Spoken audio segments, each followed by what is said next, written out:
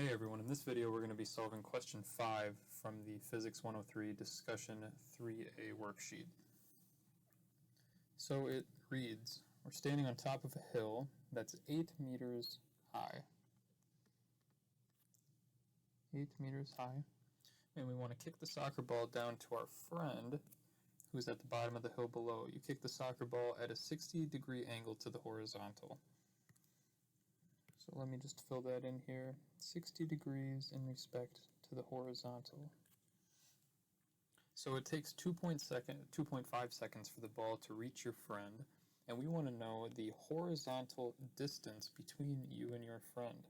So essentially, how far away is our friend? That's what we want to figure out. So not a whole lot of information here. So let's see what variables we have. We know this launch angle. We know this path to the friend takes 2.5 seconds, so we have time.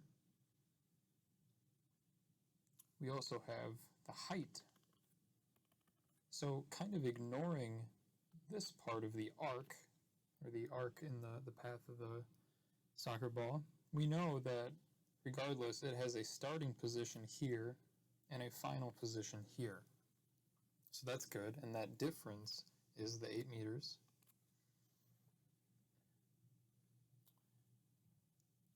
And the final thing we know is that anytime the ball's in air, it's experiencing the same acceleration force pointed straight down, that is gravity. 9.8 meters per second squared. So there's our acceleration. So just summarizing again, we have y naught, time, acceleration, and launch angle. Let's go back to our useful expressions and see what we can plug in. And the first one I'm eyeing up is this one here on the far right. We have acceleration, delta y,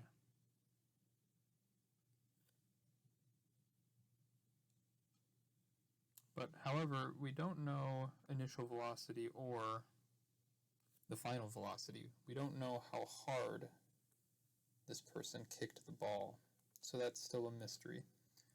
So I'm actually going to take a step back from that one and assess this one here on the far left. We have our positions. We have one missing variable. We know how long the ball was in the air, and we have gravity as our acceleration. So this one should be good to go.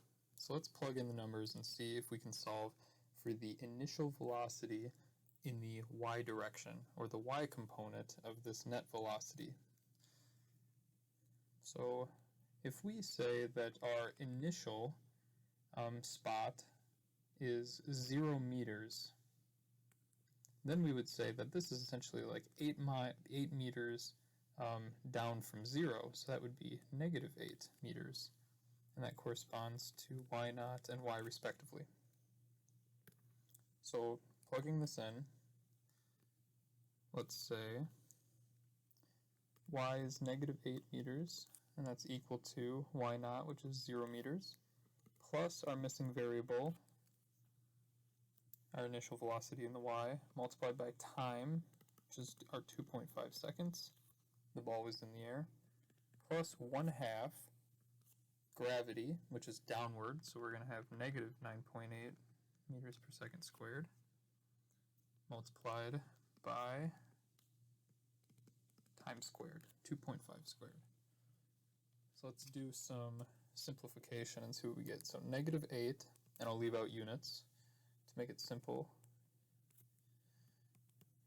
equals v naught 2.5 plus, so 2.5 squared multiplied by negative 9.8 multiplied by 0.5. So I'm going to bring this negative to the outside, so essentially we're just going to be subtracting the product of all of those, which is 30.625. So let's continue rearranging. So we have now v naught in the y multiplied by 2.5 is equal to 22.625. And then making a final algebraic rearrangement, we have 22.625 divided by 2.5, which gives us 9.05 meters per second in the y direction. So where would this value apply? And it's actually right at the top of the hill. So I'm just going to clean this up. So it has a 60-degree launch angle, and we don't know the two-dimensional velocity in the x and y, but we did just solve for the y component. So Vy, or the initial velocity in the y, is 9.5 meters per second.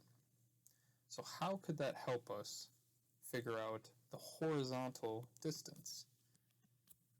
Well, from this Vy naught, we can go ahead and solve for v. And then from v, we can actually solve for the velocity in the x direction, because that's the only vector that's associated with horizontal movement. We want to know the velocity in the x direction. And we're going to use the same trigonomic method that we did in the previous video.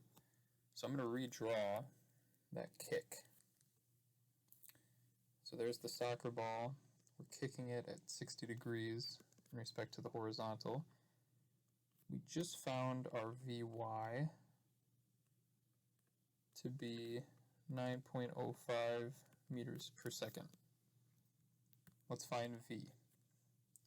Now remember, we said that Vy is equal to the sine of the launch angle multiplied by v, as well as, well actually we'll put that aside for now. So that means that v is equal to v naught y divided by sine of the launch angle, which is 60 degrees. So therefore we get the net velocity to be 10.45 meters per second. So that's this variable here. And then let's take this one step further and solve for Vx. So just like we said V naught y had this formula, V naught x has this formula here. Cosine of the launch angle times velocity. So therefore V naught x is cosine of 60 times the velocity, which I'll actually just put in our 10.45 meters per second. So therefore V naught x is equal to 5.225 meters per second. Okay, so we've come this far. We know our horizontal velocity, or the component of the main velocity.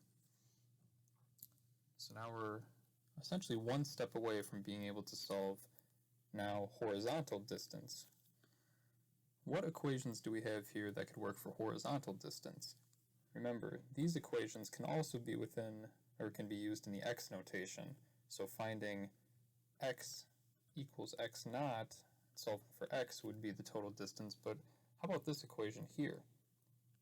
This would give us distance in the horizontal, and all we need is the initial velocity in the x direction multiplied by how long it was traveling, which is 2.5. So that seems like a simpler route. So let me rewrite that equation here.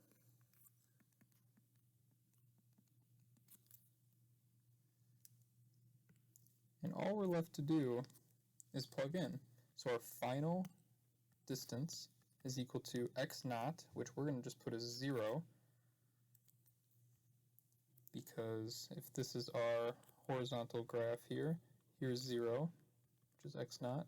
Here's our final distance, which is x, plus our velocity in the x, which we just calculated, 225 multiplied by the time it was in the air, 2.5.